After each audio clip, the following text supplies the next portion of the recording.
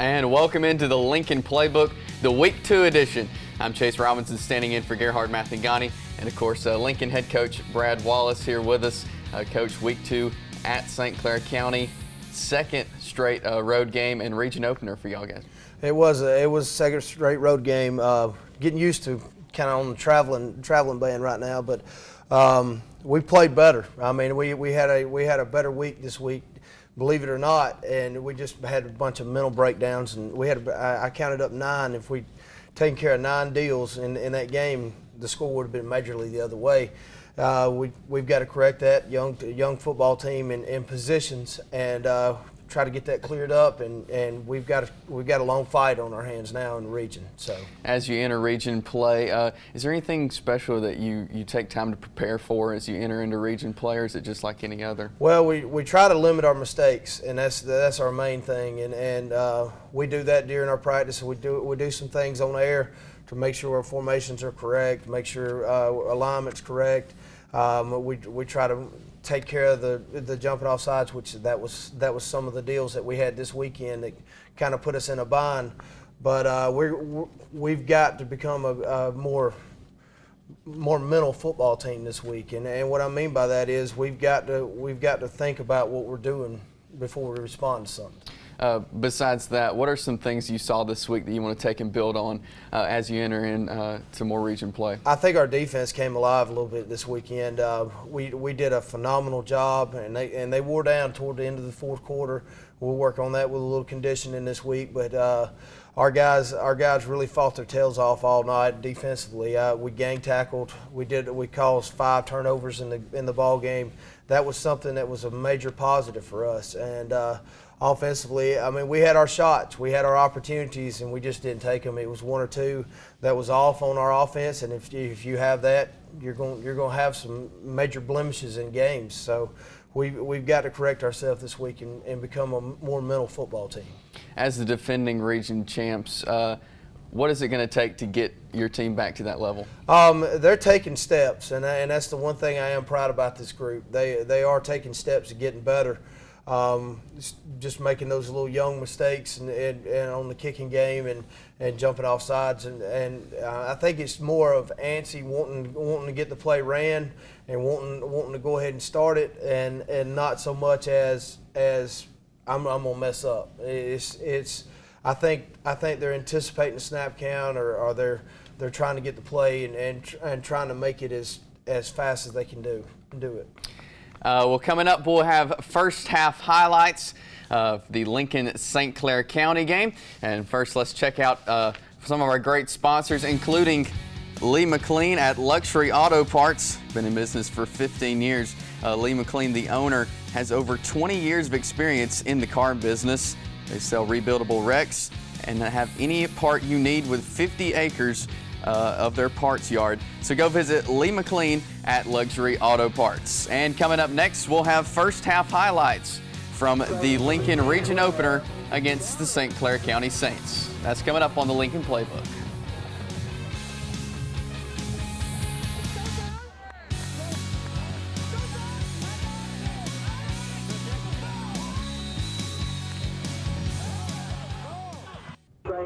And back here on the Lincoln Playbook, Coach Brad Wallace, I'm Chase Robinson, and let's take a look at some first half highlights.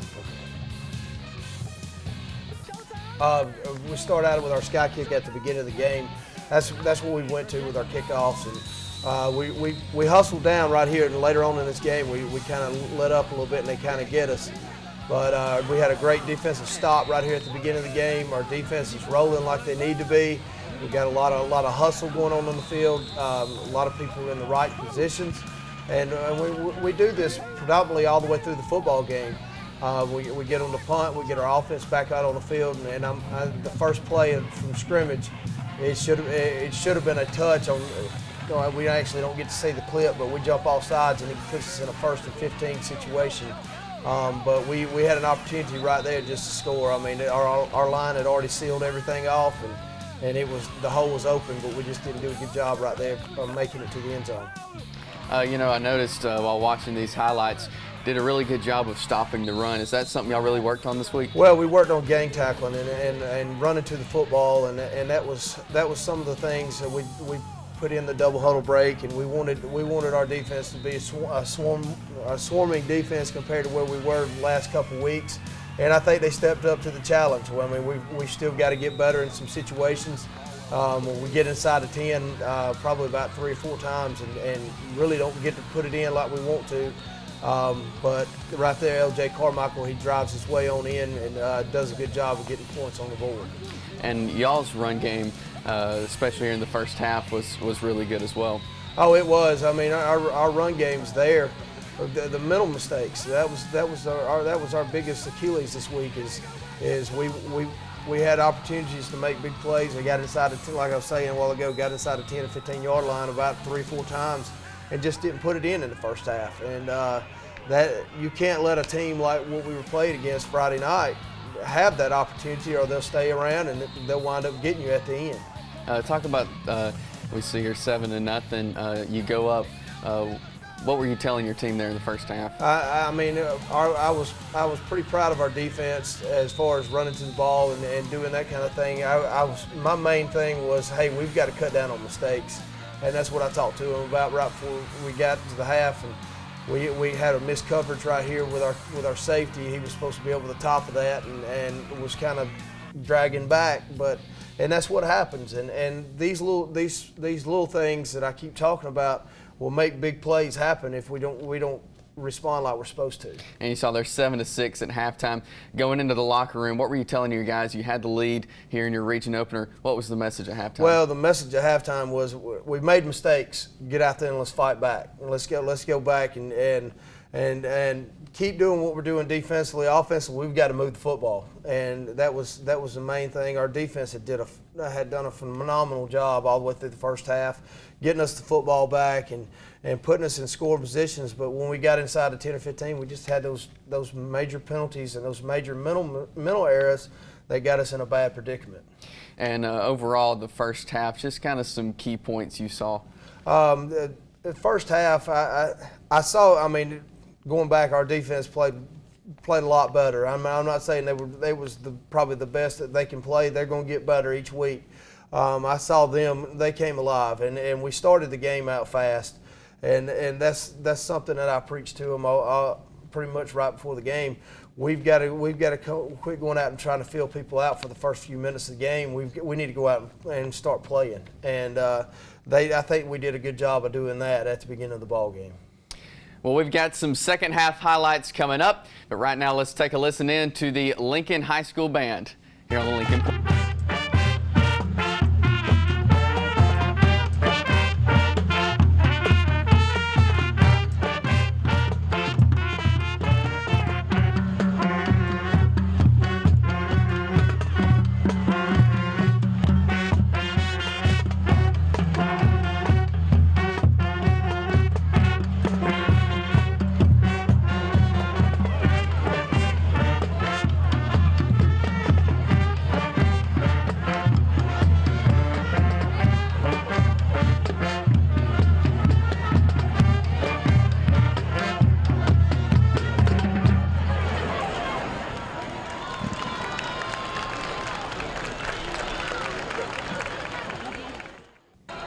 Back here on the Lincoln Playbook as we're showing you some second half highlights now as kicking the ball off for you guys, Coach Wallace. Yeah, everybody was kind of wondering about that kickoff twice. We actually, when our captains went out, we wanted to defer to the second half, and I guess he wanted our defense out the first 2 halves. So we had a mess up on our call, but we went out and we caused a turnover, and we got the ball back right real quick. LJ laid it down, but it wasn't a fumble. He was already down. We did a good job of going ahead and going down to the end zone, and then I think in just a minute we're going to get the shot where we're right there on knocking on the door like we're supposed to, and we have a little blemish right here in our game. So, but we've got to put things in when we can, and that was our fumble right there. We turned the ball over going into the end zone, so that would have been 14 right there.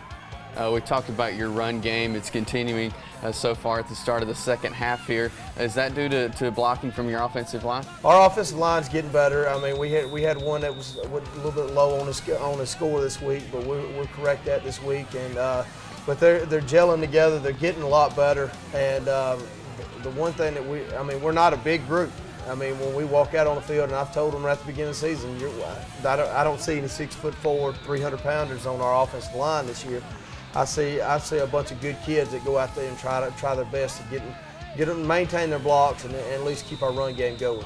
You talked about kind of what you told the team at halftime. Are you seeing this as you begin the second half? Yeah, the second half our defense came out. I mean, like I said a while ago, we kicked off, they run one play, we've got a turnover. And they're doing exactly what they're getting those 3 and outs, getting our offense back on the field, giving us opportunities to get where we can get back in this ball game, and we're just not letting it go right then. We're making little mental mistakes and getting holding calls and getting movement calls, and it's wearing on us a little bit in the second half. As you see here, the running game continuing. Talk about some of your running backs that really stood out to you. LJ and Zay will always. First thing you'll see is them on tape. We've got a running back, Montreal. He goes out there and does a great job. I was fixing to call him by his nickname, but he goes by Pie. But he does a great job for us running the ball, and he's not a big kid, but he runs big. And if you know what I mean, he brings a load every time he comes. We've mentioned it several times, but as you keep seeing here, defense was really a big part of this game, and they really stood out and continuing here in the second half. They did, and I'm glad they've been taking great steps this week and getting better. We tightened down on our coverages. We had a real good play out of our linebackers this week. There's a lot I can say about them. But we have a little lull toward the end of the ball game, and they start working on us a little bit. I think we left them out there entirely too long. Is what our main problem is. Our offense should have been able to sustain some drives and get them some rest. As you saw, 7-6 to end the third quarter. What was your thoughts entering the fourth quarter? Fourth quarter, we had made the little mental errors, and my main thing in the fourth quarter was, let's finish the game. Let's finish it as strong as we can. Let's try to get as many points on the board because, I mean, like I said, you let a team like St. Clair County stay around long enough, they'll come back and they'll bite you. And we had a good run right there by L.J. Carmichael. Our offensive line's out where they're supposed to be at. But what I mean by mental errors when I say that is it's a holding call here. It's an offside penalty here. It's a jump in the start here. And we just got to correct that. That's not being focused on the play. And as you keep seeing here, you're still fighting. You're still down, but you're still fighting to get back in this game. Our kids fought for 4 quarters. I mean, they fought through the adversity and they kept trying and they kept working hard.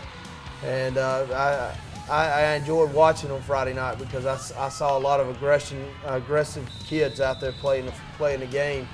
And like I said, we've got to correct those little mistakes, and that's one of our main goals for this week. And some more of the run game here, but Coach, just talk about overall this second half and what you saw from it. Just no quit. I mean, I never saw them let up or anything like that. Zay Caldwell had a bunch of great runs. L.J. Carmichael had a bunch of great runs, and we've got to get the total ball game. And when we get the total ball game, we're not the biggest team that you're going to see on Friday nights come out on a 5A team. But what we've got to do is we've got to do the right things every snap. We've got to block, we've got to tackle, and we got to gang tackle every time. And if we can keep getting that through our athletes, I mean, we're going to be fine. I mean, I see no problem in the rest of this year. We've just got to keep building off of what we've already started. 20-14 was the final score. Coach, talk about some key performers over your whole team that you saw Friday night and you think will be impressive as the season rolls on. Well, I had a left tackle, and I mean, you don't ever get your offensive line that they don't really get all the paper hype and everything, but I had a left tackle that graded out really well.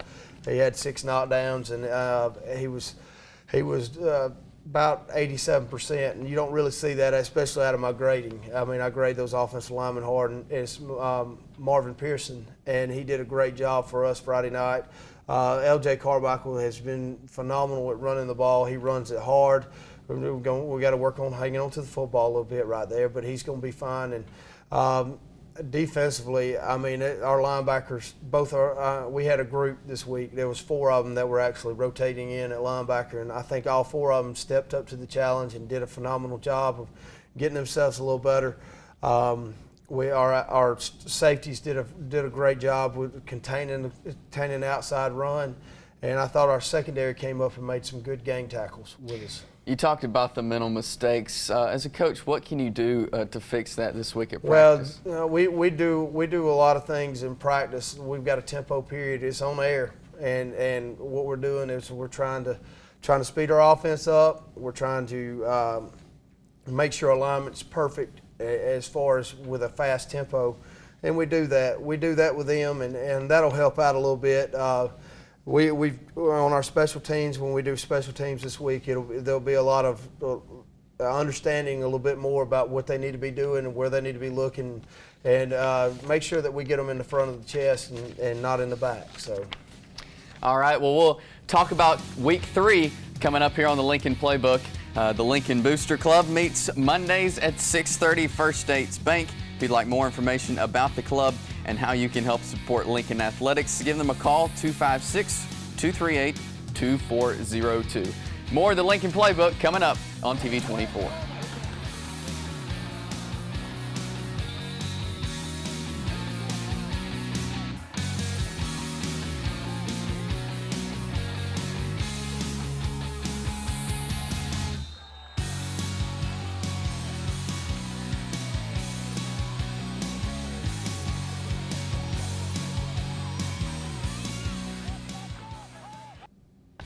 Back here on the Lincoln Playbook as we look at Class 5A Region 6 standings. Alexandria, Moody, Mortimer, Jordan, and St. Clair County all sit at 1-0 and 2-0 on the season. Anniston, Hayden, Lincoln, and Springville 0-1 so far in region play. And as you opened up region play this week with St. Clair County, but next week you host first home game for y'all against Alexandria.